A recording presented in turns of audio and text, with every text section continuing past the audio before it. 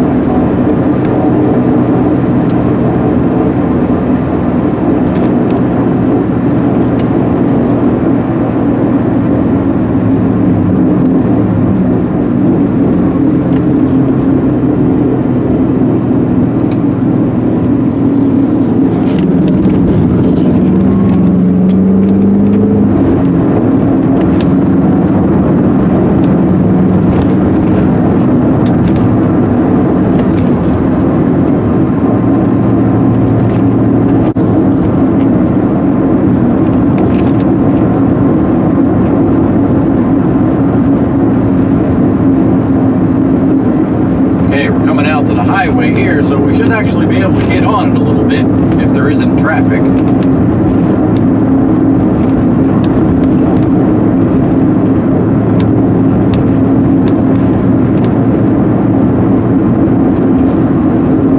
Looks like there's going to be traffic.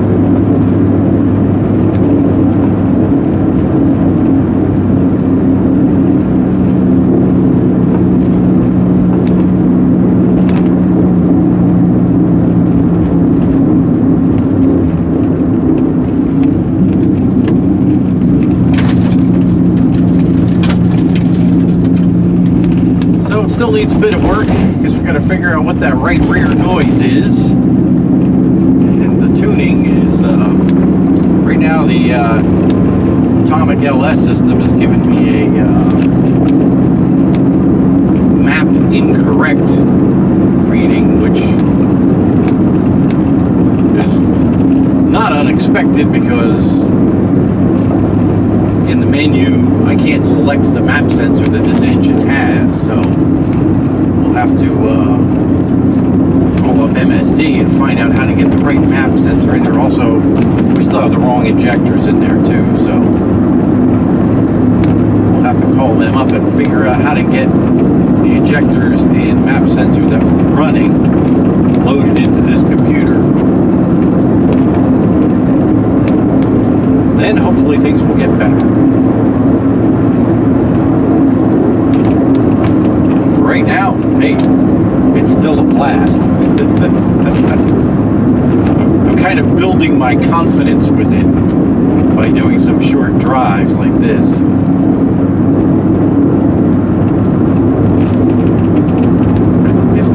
take something out like this out on the road and then have it break and have to get it towed home or someplace else or whatever.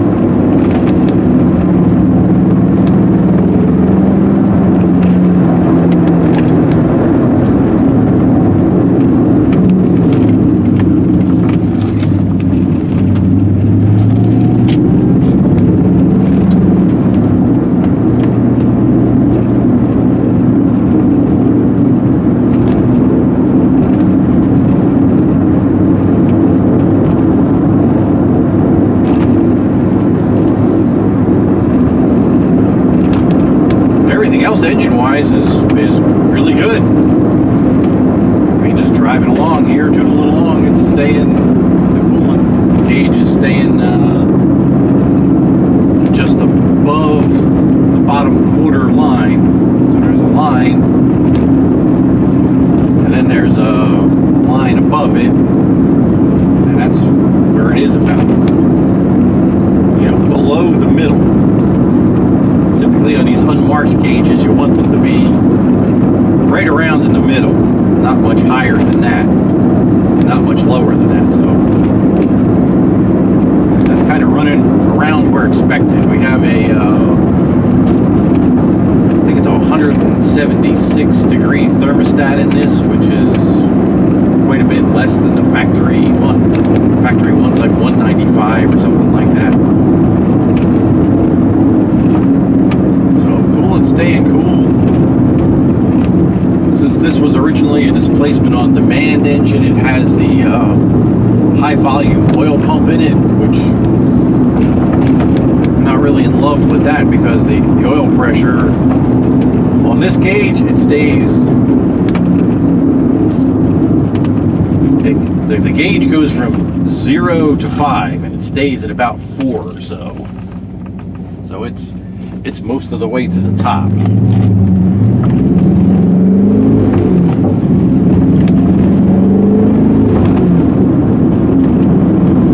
And on the Atomic LS, that has its oil pressure sender hooked up too, so that's telling me the oil pressures, it never really goes below 50 at idle, which is kind of a lot, but I guess that's what you get with the high volume will do. There'll be no lack of oil, that's for sure. But really, you should have about, I don't know, it's like 7 pounds per 1,000 RPM with, you know, bearing turtles that are this size and stuff. So really, at idle,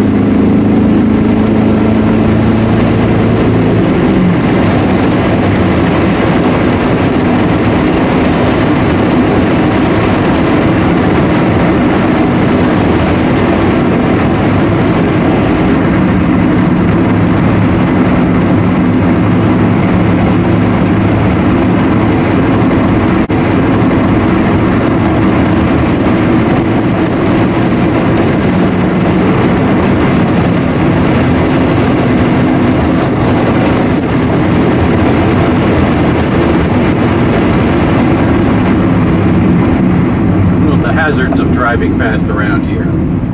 Buggies.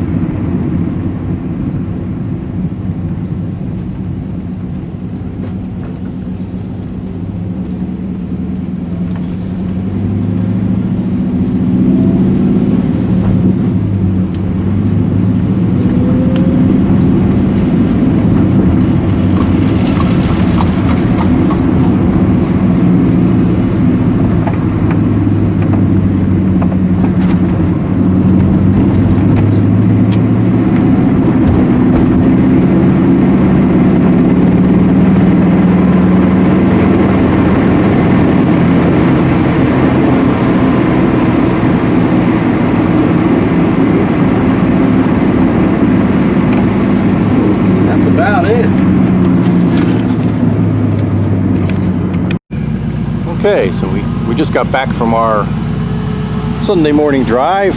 Went about 18 miles or so. It's kind of a shakedown run. Seemed to have a right rear, maybe there's something wrong with the brake or the wheel bearing, so we'll have to check that out. Make sure that's in good shape.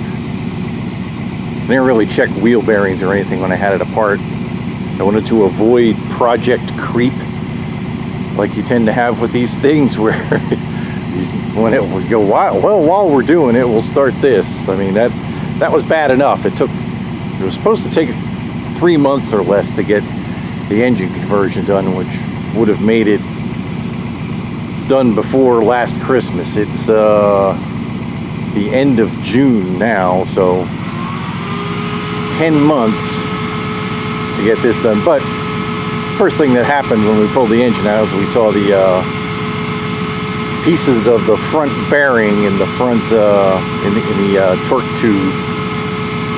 So that meant the torque tube had to come out, which meant the transaxle had to come out, which meant the whole rear suspension had to come out. The transaxle we could have done while it was out, but that would have fallen under the description of project creep also. So we didn't bother with that. I mean, it's fine, there's nothing wrong with it, but the rear suspension definitely needed some work. So we replaced all the bushings. We used spherical bearings from Elephant Racing in the rear and the front. So I mean, and we put hollow 28mm rear torsion bars in it. Put a little sleeved collar coil over kit over the conies in the front, and we have two 75-pound springs there. They're 12 inches long, and that all seems, the car feels really good. The sway bars aren't even on it yet, and it still has to get aligned. Right now it just has initial in the middle settings. The toe is right. I checked that yesterday with the tires on it, and it comes out to an 1/8 inch of toe, so that's pretty good. I guess that's part of why it feels, I mean, it feels really good to drive. It'll feel even better with the sway bars on it. As you can see, it's staying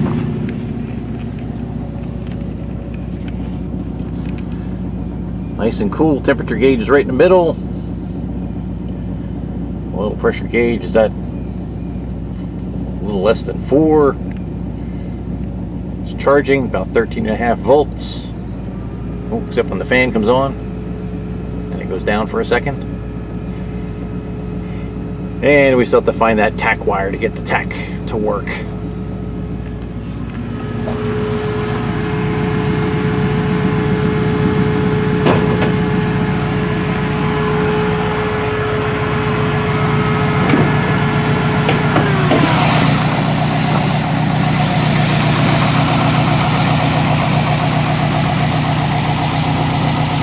There's the engine.